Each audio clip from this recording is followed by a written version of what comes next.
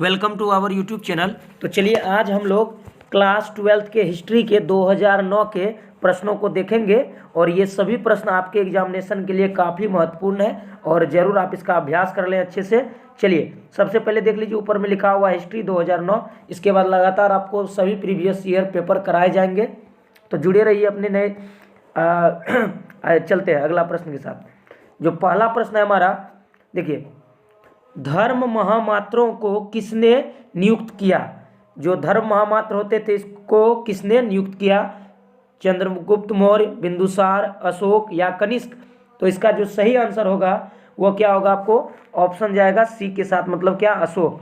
अशोक के बारे में सभी जानते हैं, मौर्य वंश से जुड़े हुए थे और अशोक ने ही धर्म महामात्रों को नियुक्त किया।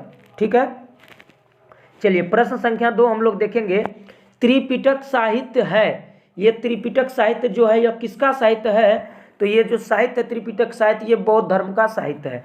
किसका? बौद्ध धर्म से जुड़े हुए हैं। कौन सा? त्रिपिटक साहित्य। ठीक है। कनिष्क की राज्यरोहण तिथि क्या है? कनिष्क का राज्यरोहण कब हुआ? तो ये जो हुआ था 78 में हुआ था, 78 में। ठीक है। महाभारत युद्ध कितने दिनों तक चला? महाभारत की लड़ाई आप सभी जानते हैं अच्छे से। तो ये लड़ाई कितने दिनों तक चली? तो ये 18 दिन। ऑप्शन डी, मतलब ये 18 दिन इसका सही आंसर होगा। चलते हैं अगले प्रश्न के साथ। प्रश्न संख्या 5 है, महावीर ने पार्श्वनाथ के सिद्धांत में नया सिद्धांत क्या जोड़ा? महावीर जी जो जैन धर्म से जुड़े थे, इन्होंने इसके सिद्धांत में क्या एक्स्ट्रा जोड़ दिया? तो इन्होंने जोड़ा था ब्रह्मचर्य। क्या जोड़ा था? ब्रह्मचर्य। ठीक है, चलते हैं अगले प्रश्न के साथ। पुर्तगालियों ने गोवा पर कब अधिकार किया? पुर्तगालियों ने गोवा पर कब अधिकार किया? तो पुर्तगाली लोग जो गोवा पर अधिकार किए थे वो कब किए थे? 1510 ईस्वी में। 1510 ईस्वी में। ठीक है। उसके बाद देखिए प्रश्न संख्या 7, सहायक संधि की नीति क्रियान्वित किसने की? सहायक संधि की नीति किसने क्रियान्वित की? तो ये देखिए सहायक संधि की बात हो रही है। कौन सी संधि? तो सहायक संधि। अब यहाँ पे देखिए सहायक संधि किसने की थी?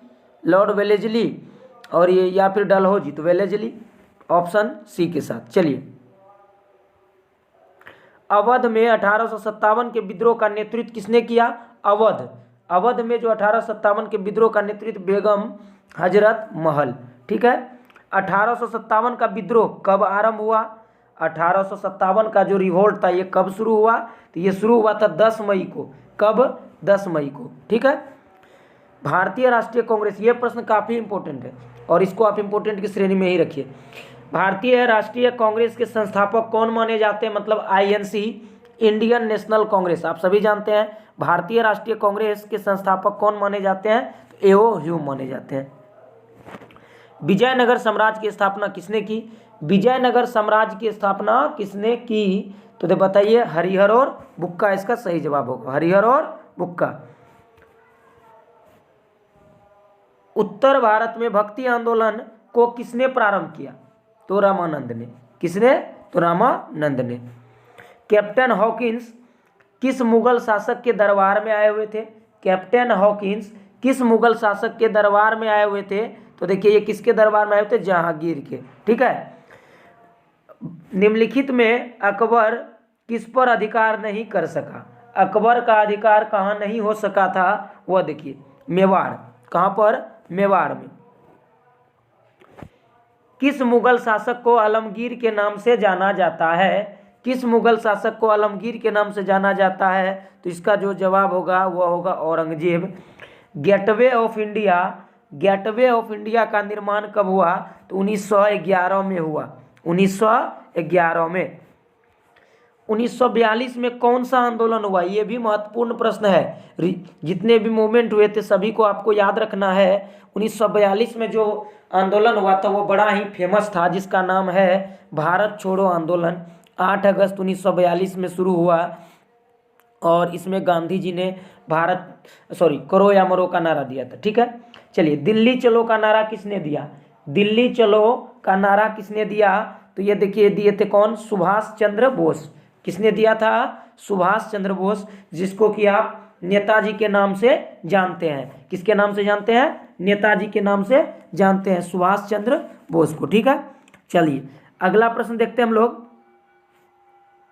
भारतीय संविधान की प्रारूप समिति के अध्यक्ष कौन थे? तो प्रारूप समिति के जो अध्यक्ष हुए वो कौन हुए?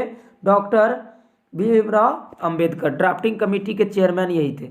संविधान, भारतीय संविधान के अनुसार संप्रभुता किसमें निहित है? जो सॉवरेनिटी है भारत की वो किसमें निहित है? तो बताइए, इसका जो आंसर होगा वो होगा हमारे संविधान में। Constitution is the supreme law of the country. देश का जो सबसे ऊपर का नियम है वह संविधान है। ठीक है, सभी लोग संविधान के अंदर ही हैं।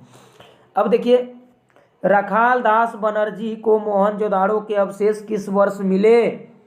आर.डी. बनर्जी को 1922 में। सिंधु घाटी सभ्यता में विशाल स्नानागार के अवशेष कहाँ से प्राप्त हुए? सिंधु घाटी सभ्यता में विशाल स्नानागार का अवशेष कहाँ से प्राप्त हुआ? तो ये हुआ था मोहनजोदाड़ो से। कहाँ से? मोहनजोदड़ो से।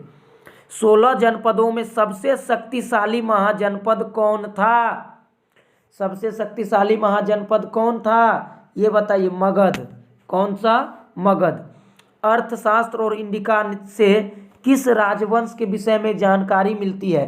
अर्थशास्त्र और इंडिका के बारे में आप सभी जानते होंगे और इसमें पूछा रहा है कि कौन से राजवंश के विषय में जानकारी मिलती है? तो ये बताइए आप, मौर्य वंश। कौन से वंश? तो मौर्य वंश। किस शिलालेख में अशोक के कलिंग युद्ध का विजय का वर्णन है? ठीक है, तो ये देखिए कौन से शिलालेख में? तो ये जो 13वां शिलालेख है। कौन सा? 13वां। आईने अकबरी को कितने भागों में विभक्त किया गया है? आईने अकबरी को कितने भागों में? तो 5। औरंगजेब ने अपने जीवन का अंतिम समय कहाँ बिताया? औरंगजेब ने अपने जीवन का अंतिम समय किधर बिताया? भारत के किस हिस्से में? तो ये दक्षिणी भारत में। किस हिस्से में? दक्षिणी भारत में। स्थापत्य कला का सबसे अधिक विकास किस समय में हुआ? स्थापत्य कला का सबसे अधिक विकास किस समय में हुआ? स्थापत्य कला की बात हम कर रहे हैं, तो ये किसके समय में हुआ? तो ये शाहजहां के समय में हुआ। शेख मोइनुद्दीन चिश्ती की दरगाह कहाँ है? शेख मोइनुद्दीन चिश्ती की दरगाह कहाँ है? ये होगा अजमेर में। उसके बाद चलिए अगला प्रश्न। Sheikh Moinuddin, English East India Company की स्थापना कब हुई? ईस्ट इंडिया कंपनी की बात करेंगे तो 1600 ईस्वी में। कब? 1600 ईस्वी में। एलोरा के कैलाश मंदिर का निर्माण किस राजवंश ने किया? एलोरा के कैलाश मंदिर का निर्माण किस राजवंश ने किया?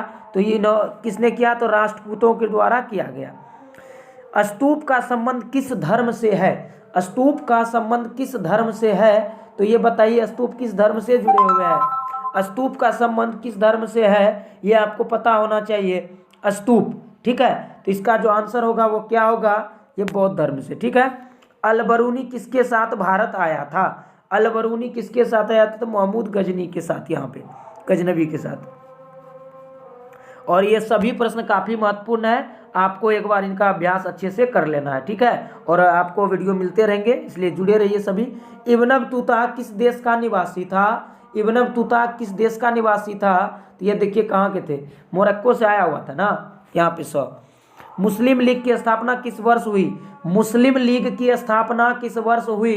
तो मुस्लिम लीग की स्थापना 1906 में हुई। और मुस्लिम लीग द्वारा यदि आपसे पूछे कि मुस्लिम लीग द्वारा पाकिस्तान की मांग कब की गई? तो 1940 में की गई मुस्लिम लीग के द्वारा पाकिस्तान की मांग। अगर आपको किसी भी प्रश्न पे डाउट हो तो जरूर आंसर आप कमेंट करिए, अपने हिसाब से देख लेंगे क्या होगा, कहाँ पे गलत सही जो भी हो। चलिए, जलियांवाला बाग हत्याकांड, जलियांवाला बाग हत्याकांड किस वर्ष हुआ? तो इसका तो आंसर सभी को पता होगा प्यारे विद्यार्थियों, इसका जो आंसर होगा 1919 होगा।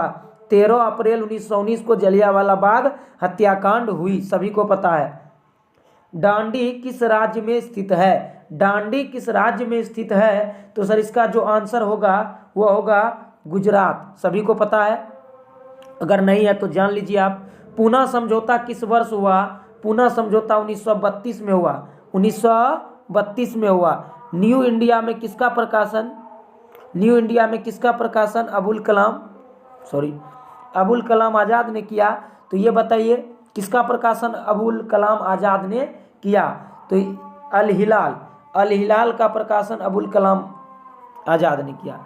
41। अब आगे के तो प्रश्न है नहीं इसमें, 40 प्रश्न आपने देखा अभी। जो भी प्रश्न आपको लगे इसका आंसर आपके हिसाब से कुछ और होगा तो आप जरूर एक बार आंसर कमेंट कर दीजिए। वीडियो के नीचे कमेंट बॉक्स खुला हुआ है, आप जरूर कमेंट करिए। अगर वीडियो अच्छा लगे तो जरूर बताइए। और अगले वीडियो में आपको 2010 के प्रश्न हम लेकर के आएंगे। अगर आपको किसी और विषय का प्रश्न चाहिए या कोई वीडियो चाहिए, जानकारी चाहिए, तो जरूर कमेंट करिए। तब तक के लिए टेक केयर, पढ़ते रहिए अच्छे से, आपकी परीक्षा नज़दीक है। थैंक्स फॉर वॉचिंग, मिलते हैं अगले वीडियो में, ठीक है।